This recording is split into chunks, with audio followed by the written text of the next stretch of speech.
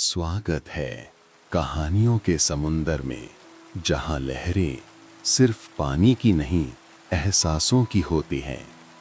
हर कहानी एक नया सपना बुनती है, एक याद, एक सुकून भरा पल छोड़ जाती है। कमरे की लाइट धीमी कर लीजिए, तकिया पास खींच लीजिए और खुद को इन शब्दों की दुनिया में खो जाने दीजिए। तो चलिए शुरू करते हैं आज की कहानी। गांव का वो हिस्सा जहां चौपाल हुआ करती थी, अंधेरे में भी कुछ अलग चमक रखता था।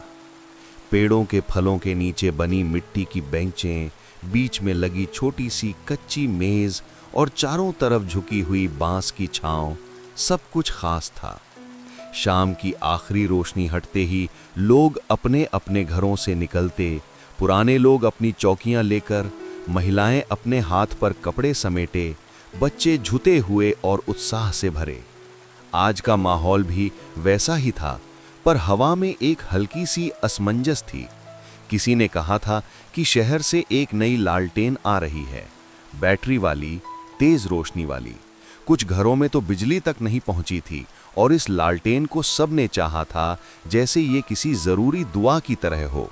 गांव में हर छोटी चीज का मुंह बड़ा होता है और लालटेन का महत्व भी उसी तरह बड़ा हो गया था। दीपेश अपनी छोटी सी दुकान के बाहर खड़ा था। उसकी टेबल पर सजे उन पुराने छिनते औजारों का सागर उसकी पहचान था। लकड़ी की सूंधी महक उसके चारों ओर रहती थी। सौदा खर्च की सीधी सी दुनिया, पर हाथों में एक अजीब शांति। वो आज भी वही शांत चेहरा लिए बैठा था, पर उसके चेहरे के भीतर एक और कहानी थी। कुछ दिनों से गांव वालों से उसका व्यवहार कम गर्म रहा था। गलती छोटी थी, पैसे की चपेट में आई बात, एक कहा सुनी, और फिर एक दिन से उसका नाम जरूर याद किया जाता, पर बुलावा कम आता था। दीपेश।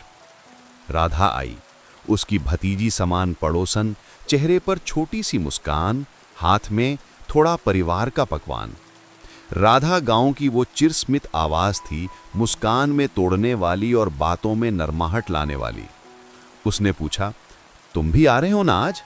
वो हल्का सा मुस्कराया, हाँ, पर ज्यादा पूछो मत। उसकी आवाज में उस साधारण थकान की खुशबू थी जो काम करने वालों के साथ रहती है। चौपाल में लोग इकट्ठा होते जा रहे थे। गोवर्धन, चौपाल का मुखिया, अपनी पुरानी सूट की जेब से चश्मा निकालकर लोगों को देख रहा था। उसका चेहरा मानो हर घटना का रजिस्टर हो। किसी ने, बूढ़े ने पूछा, लाल रोशनी लगाकर दिखाएंगे आज? बच्चे उछलकर बोले, हमें भी दिखाओ, हमें भी। शाम की ढलती रोशनी के साथ ही शहर से आया हुआ बैग खोला गया। लाल रोशनी बाहर निकली, नवेली चमक, बैटरी के साथ चमकीले पर्दों वाली। बच्चे चिल्लाए और औरतों की आंखों में किस्म किस्म की उम्मीदें घर कर गईं। कई बार बिजली नहीं होती थी, पर हाथ में ताजी रोशनी हो तो कुछ भी आसान लगता है। गोवर्धन ने बड़े आसन से कहा, चलो दीपेश, तू इसको देखकर बता। गांव के कई घर उसके काम की चमक जानते थे, पर कुछ दिनों की खटपट के बाद उसे बुलाना लोगों के लिए मुश्किल हो रहा था। पर लालटेन की तकनीक और छेड़छाड़ का रिश्ता कुछ ज्यादा नाजुक था। किसी को ऐसा लगता था कि इसे संभालने के लिए नाजुक हाथ चाहिए। गोवर्धन ने अपनी बात में थोड़ी सी झिझक छिपा ली। गांव का मन हल्का सा सहमा रहा, पर आज लालटेन ने एक अलग ही अहमियत ले ली थी। राधा उसकी तरफ देखकर मुस्कुराई, तुम्हें बुलाएंगे दीपेश, तुम्हारे हाथ ठीक करेंगे। उसका स्वर जितना सरल था, उतना ही दृढ़ भी। वो जानती थी कि दीपेश का हुनर केवल उपकरणों का नहीं, आत्मा का काम था। पर गांव की पुरानी बातें हों या नई घुटने, सब कुछ एक साथ दिमाग में आ जाता है। दीपेश ने धीमे से कहा, मैं देखता हूँ। उसने बैटरी के तारों को निहारते हुए हाथ लगाया। उसका काम करने का तरीका इतने वर्षों से एक जैसा था, धीरे, शांत और संवेदना से भरा हुआ। वो बैटरी को जांचने लगा और ये पहला परीक्षण था। बच्चों ने इंतजार करना शुरू कर दिया। उनकी आंखों में चमक और दिल में घबराहट, जैसे कोई नया जश्न आने वाला हो। गोवर्धन ने चौपाल में खड़े होकर कहा, चलो शाम ढले हम इसे जलाकर देखें, पहले थोड़ा आयोजन करके फिर हम सब मिलकर इसकी रीति निभाएंगे। उसका स्व उत्सुक था, पर उसमें गांव की इज्जत भी जुड़ी थी। किसी भी नई चीज का सफल परीक्षण पूरे गांव की प्रतिष्ठा की बात हो जाती है। धीरे धीरे शाम ढलने लगी। नीम की पत्तियां हवा में हल्की सरसराहट कर रही थी और आसमान में लालिमा गहरी हो रही थी। संध्या की वो आवाज जो मन को थिरकने पर मजबूर कर देती है। बच्चे अपने खेल छोड़कर जुट गए और बूढ़े अपनी पुरानी कुर्सियों पर टिक कर बैठे। लाल रोशनी के पास एक छोटी सी मेज थमी हुई थी। गोवर्धन ने बटन दबाया, आंखें थिरकीं, पर कुछ नहीं हुआ। एक छोटी सी खट सा और फिर सन्नाटा।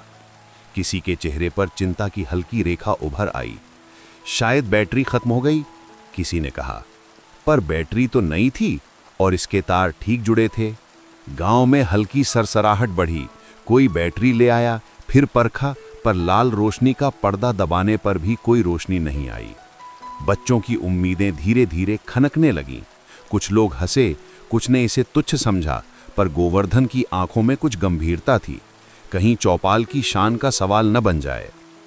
और तभी किसी ने धीरे धीरे मानो याद करते हुए कहा, अरे, इस तरह के तार और अंदर की जांच दीपेश ही ठीक कर सकता है। पुरानी बातें, पुरानी यादें अचानक सभी के होठों पर आ गईं।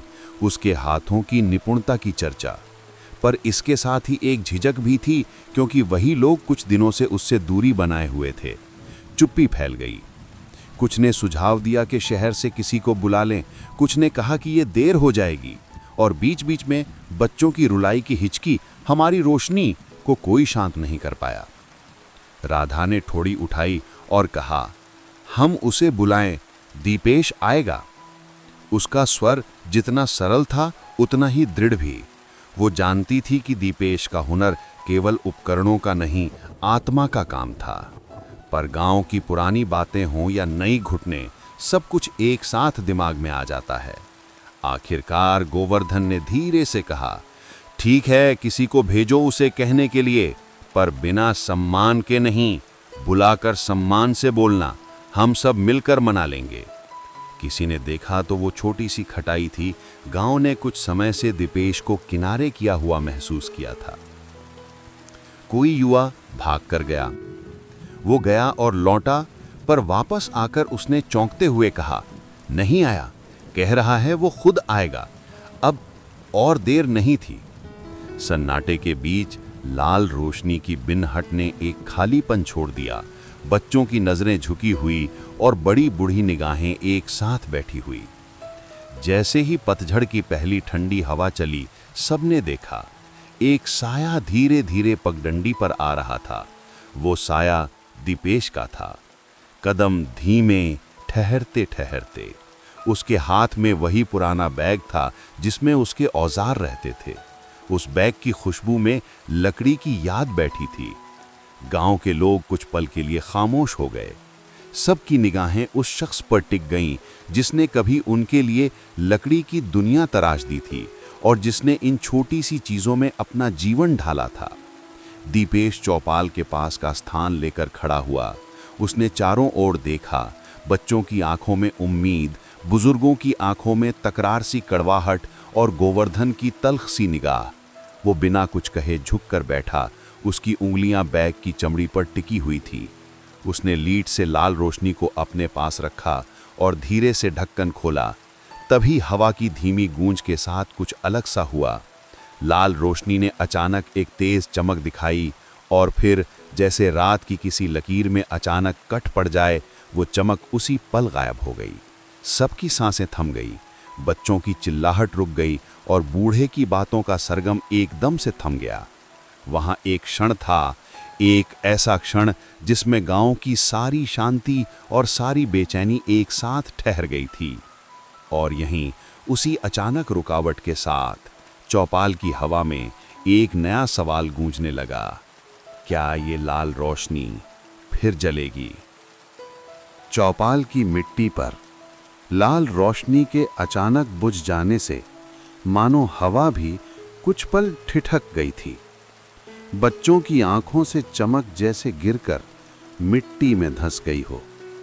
औरतें दरी के कोनों को और कसकर पकड़ते हुए हैरानी से देख रही थीं। बुजुर्गों ने आंखें सिकोड़कर मामले को गौर से समझने की कोशिश की, जैसे दिक्कत लालटेन में कम और वक्त की नाड़ी में ज्यादा हो।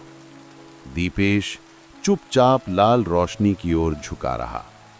उसकी उंगलियां जिस तरह लकड़ी पर चलकर आकार बनाती थीं, उसी तरह अब लालटेन की धातु पर चल रही थीं, धीरे, ध्यान से, कोमलता से। गोवर्धन ने हिचकते हुए पूछा, क्या क्या खराबी लग रही है? दीपेश ने बिना ऊपर देखे कहा, कहना मुश्किल है, अभी थोड़ा खोल कर देखना पड़ेगा। उसकी आवाज हमेशा की तरह शांत थी, पर उसमें एक हल्की सी दूरी भी महसूस होती थी, जैसे वो लालटेन ठीक करने आया हो, पर घाव अब भी सही जगह पर दबे हुए हों। कुछ बच्चे थोड़ा पास आ गए। एक लड़के ने पूछा, भैया जलेगी ना? हमको देखना था आज। दीपेश ने हल्की मुस्कान दी, जलेगी। उस एक शब्द ने बच्चों के दिल में फिर थोड़ी चिंगारी जगा दी। इसी बीच 2-3 गांव वाले गोवर्धन के पास खड़े होकर धीरे बोलने लगे, देखिए काम तो इसी से चलेगा, पर इसे बुलाना हम लोगों ने तो फैसला किया था। किसी ने कहा सुनी में गलती हुई होगी, पर काम का समय काम का होता है। किसी ने फुसफुसाया, गांव की बात गांव में ठीक हो जाती है, आज चौपाल की इज्जत की बात है। गोवर्धन इस बीच भीतर ही भीतर खिंचा रहा। गांव की चीजों को वो हमेशा संभाल कर चलता था, और लाल रोशनी तो कई लोगों की उम्मीदों का प्रतीक बन गई थी। उसकी नजर दीपेश पर गई। वही शांत चेहरा, वही धैर्य, वही हाथों की कोमलता। चलो, गोवर्धन ने अंततः कहा, काम सही हो जाए, बाकी बातें कल देखेंगे। ये वाक्य कहने में सरल, पर भीतर से भारी था। राधा भीड़ को चीर कर आई। उसके मन में थोड़ी चिंता, थोड़ी उम्मीद थी। किसी को चाय देनी चाहिए ना? उसने धीमे से कहा, इतना काम है यहां। गोवर्धन ने इशारा किया, हाँ दो, जैसे वो सबका है, हम भी उसके हैं। राधा चाय लेकर दीपेश के पास आई और उसने धीरे से कप रखा। ले लो, हाथ चलाते समय थोड़ा गर्म घूंट अच्छा लगता है। दीपेश ने ऊपर देखा। एक हल्की सी मुस्कान उसके चेहरे पर आई, वो मुस्कान जिसमें पुराने दिनों की सादगी और नए दिनों की थकी उम्मीद दोनों शामिल थीं। धन्यवाद, वो बोला। राधा चली गई, पर उसके कदमों में एक राहत थी, जैसे किसी तने हुए तार को थोड़ी नमी मिल गई हो। अब दीपेश ने अपनी छोटी टूल किट खोली। उसमें 2 स्क्रू ड्राइवर, कुछ चाबीदार औजार और एक छोटा सा कपड़ा था, जिसकी खुशबू में लकड़ी और तेल की महक थी। उसने लालटेन के ऊपर की रिंग खोली और उसका ढक्कन उठाया। भीतर की बैटरी, तार का जोड़, एक छोटी सी इलेक्ट्रिक पट्टी, सब देखते हुए उसका चेहरा और शांत हो गया। ये देखिए, यहां जोड़ हिल गया है, शायद सफर में झटका लगा होगा। गांव वाले पास झुके। अरे, इतना सा था? हाँ, पर जोड़ इतना पतला है कि किसी भी आदमी के हाथ से नहीं संभलेगा। गलत दबाव पड़े तो टूट सकता है। एक बूढ़े ने कहा, और तू ही ठीक कर सकता है बेटा, तेरे हाथ में ताकत कम, नरमी ज्यादा है। दीपेश चुप रहा, पर उसके दिल में एक छोटी सी गर्माहट उतर आई, पुराने घावों पर ठंडी हवा की तरह। पर कहानी इतनी आसानी से नहीं चलती। दीपेश ने वायर ठीक किया, बैटरी सेट की और ढक्कन बंद करके बटन दबाया। कुछ नहीं हुआ।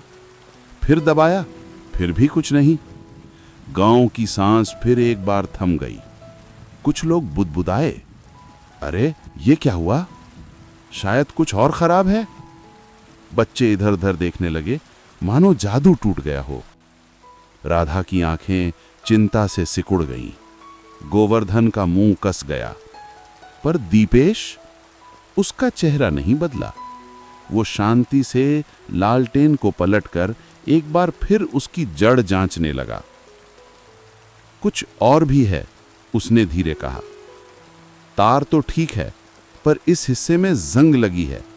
रोशनी तभी जलेगी जब इसे साफ किया जाए। उसने कपड़े को उंगलियों पर लपेटा और छोटे से धातु के जोड़ को पोंछने लगा। इस बार उसके हाथ तेज नहीं बल्कि बेहद सधे हुए थे, जैसे वो लकड़ी के खिलौने नहीं, किसी टूटे रिश्ते को जोड़ रहा हो। कुछ ही पलों में जोड़ साफ हुआ। उसने गहरी सांस ली। अब होना चाहिए।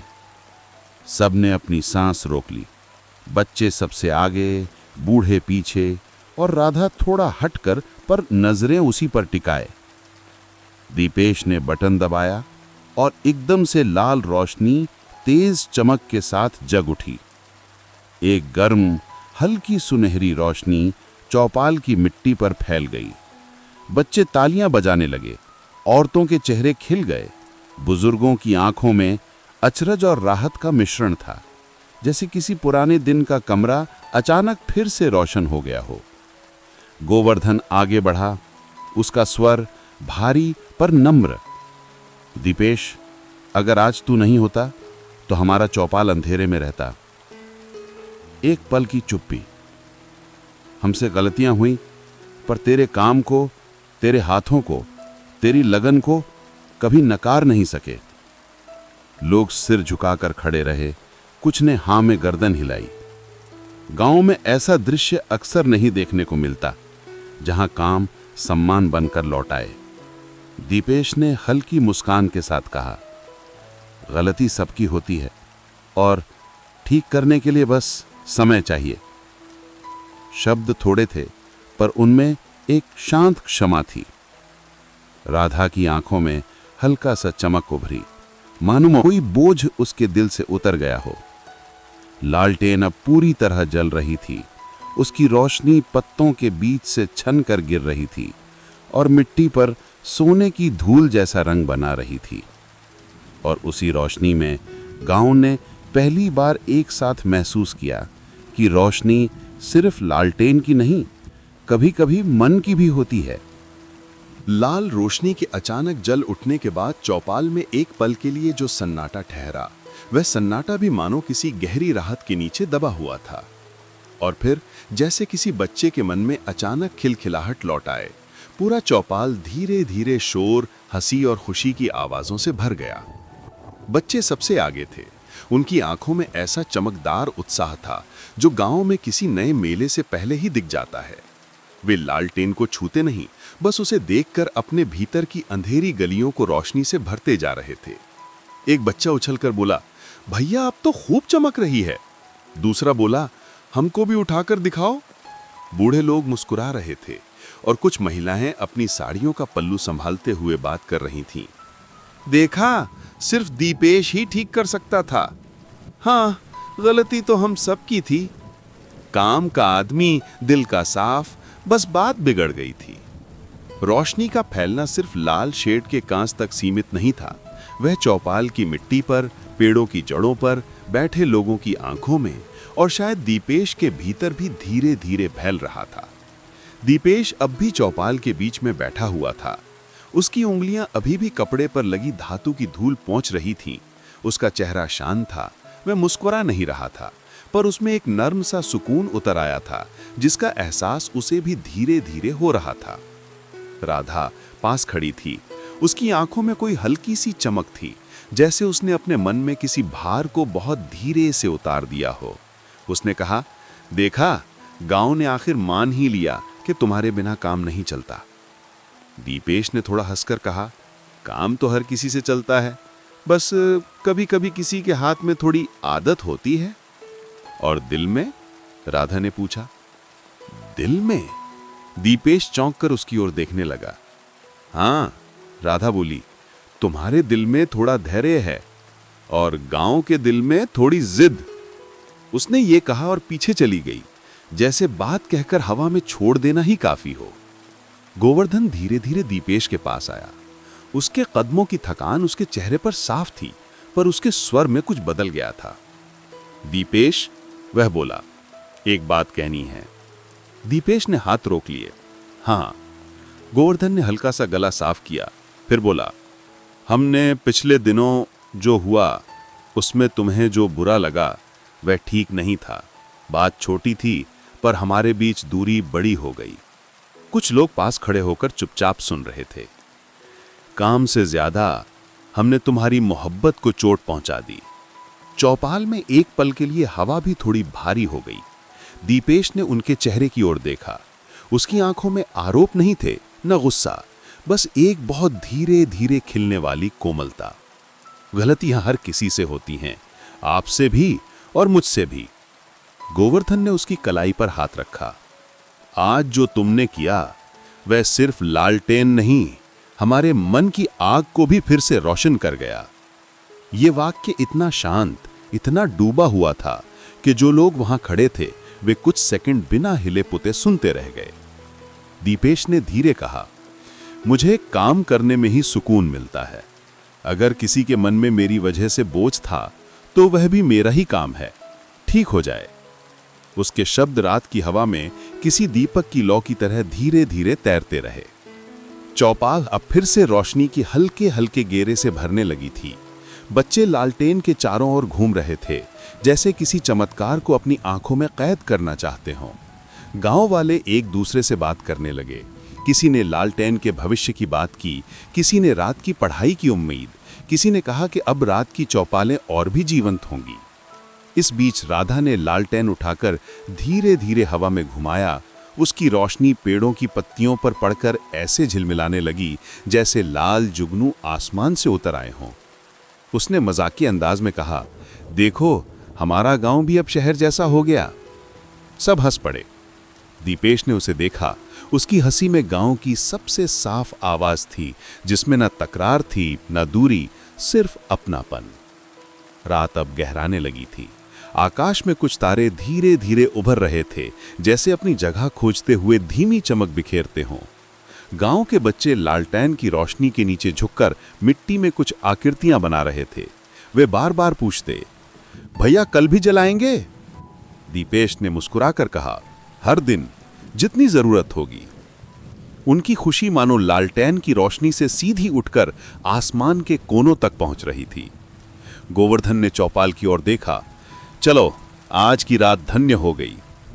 कोई पुराना किसान बोला, ऐसी रोशनी हर घर में होनी चाहिए। किसी महिला ने कहा, पहले दरी बाहर निकालना भारी लगता था, आज मौसम बदल गया।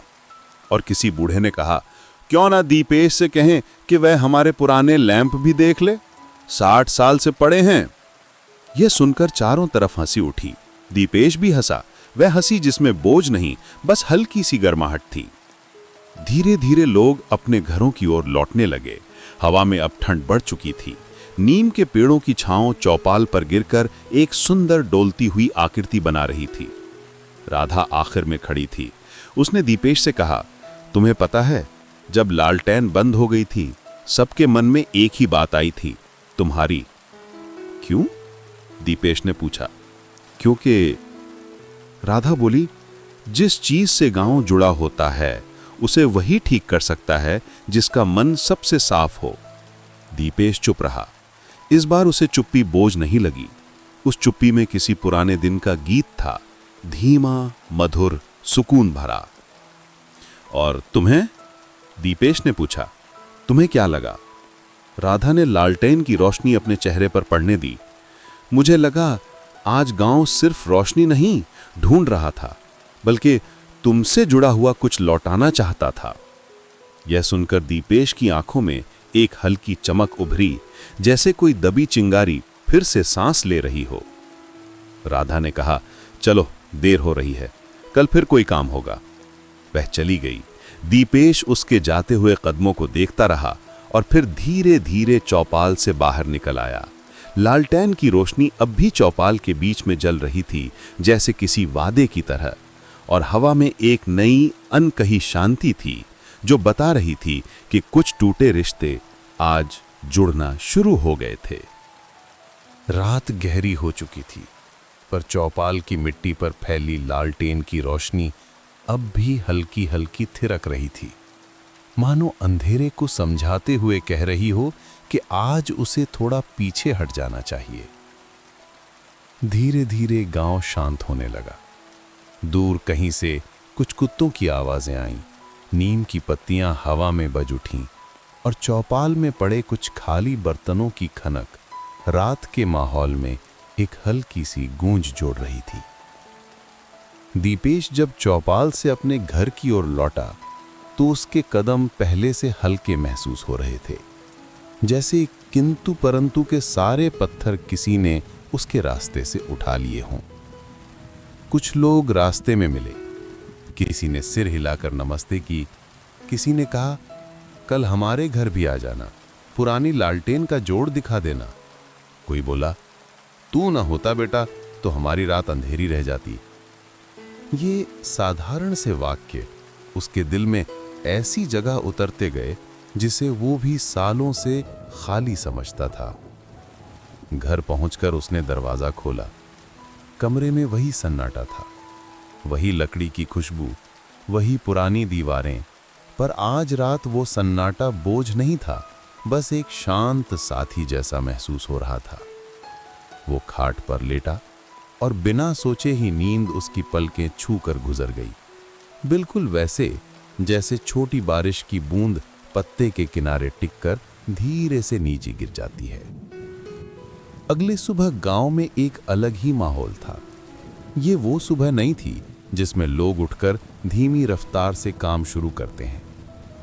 आज हवा हल्की थी, खेतों से आती मिट्टी की खुशबू कुछ ज्यादा भरी हुई और गली में चलने वाले लोगों की चाल थोड़ी तेज, थोड़ी उत्सुक। राधा ने अपने आंगन की मिट्टी लीपते हुए कहा, आज तो सबके चेहरे पर चमक है। उसकी मां ने पूछा, क्यों? राधा बोली, क्योंकि गांव में किसी चीज के ठीक होने से लोगों का मन भी थोड़ा ठीक हो जाता है। मां मुस्कुराई, और किसी के मन के ठीक होने से गांव भी थोड़ा ठीक हो जाता है। राधा कुछ कह नहीं पाई, पर उसके चेहरे पर एक हल्की सी चमक उतर आई। सुबह की पहली चाय पीते हुए दीपेश ने महसूस किया कि आज हवा में एक अलग मिठास है। वो दरवाजा खोलकर बाहर निकला और नीम के पेड़ की छांव में खड़ा हो गया। थोड़ी ही देर में गोवर्धन उसके घर की ओर आता दिखा। उसकी चाल पहले जैसी कठोर नहीं, बल्कि कुछ झिझकी हुई, जैसे कोई गलती स्वीकारने से पहले अपने कदमों की दिशा तौल रहा हो। दीपेश? हाँ बाबूजी। गोवर्धन रुका, फिर बोला, कल रात हम लोगों ने बड़ी गलती समझी। तूने जिस तरह चौपाल की इज्जत बचाई उसके लिए हम सब तेरे ऋणी हैं। दीपेश ने शांत स्वर में कहा, मैंने कुछ खास नहीं किया। किया, गोवर्धन ने दृढ़ता से कहा, और उससे भी बड़ी बात, हमारे मन में जो खट्टापन बैठा था उसे भी तूने बिना बोले दूर कर दिया। वो थोड़ा आगे बढ़ा, दीपेश, आज शाम तुम्हें औपचारिक रूप से चौपाल में बुलाया जाएगा। तुम्हारे सम्मान के लिए हम लोग एक छोटी बैठक रख रहे हैं। दीपेश कुछ पल चुप रहा। ये बात उसकी उम्मीदों से बड़ी थी। गांव में सम्मान बिना काम के नहीं मिलता, और बिना स्वीकृति के तो बिल्कुल नहीं। मैं आ जाऊंगा, वो बोला। अगर आप लोग सच में बुलाएंगे? गोवर्धन ने सिर झुकाया। हम सिर्फ बुला नहीं रहे, दावा कर रहे हैं कि तुम हमारे ही हो। यह सुनकर दीपेश के चेहरे पर लंबे समय बाद एक गहरी मुस्कान उभरी। दोपहर तक गांव में हलचल फैल गई। किसी ने कहा कि आज लालटेन का प्रदर्शन फिर से होगा। किसी ने कहा कि दीपेश नई टांग बनाएगा। कोई चुटकी लेता बोला, अब तो गांव में बिजली आने से पहले दीपेश ही रोशनी लाएगा। बच्चे उसके घर के पास जमा हो जाते, कभी औजार देखते, कभी लकड़ी के छोटे खिलौने, कभी वो छोटी डिब्बी जिसमें वो स्क्रू रखता था। उनकी आवाजें घर में ऐसी गूंज पैदा कर रही थीं जो दीपेश को पहली बार एक नए तरह के सन्नाटे जैसी लगी। एक ऐसा सन्नाटा जिसमें हंसी का शांत कंपन था। राधा दोपहर में आई, हाथ में 2 रोटियां और सब्जी। मेरी माँ कह रही थी कि घर में किसी की जरूरत नहीं, पर मैं जानती हूं कि आज तुम कुछ खाओगे नहीं। दीपेश मुस्कुराया। तुम्हें कैसे पता?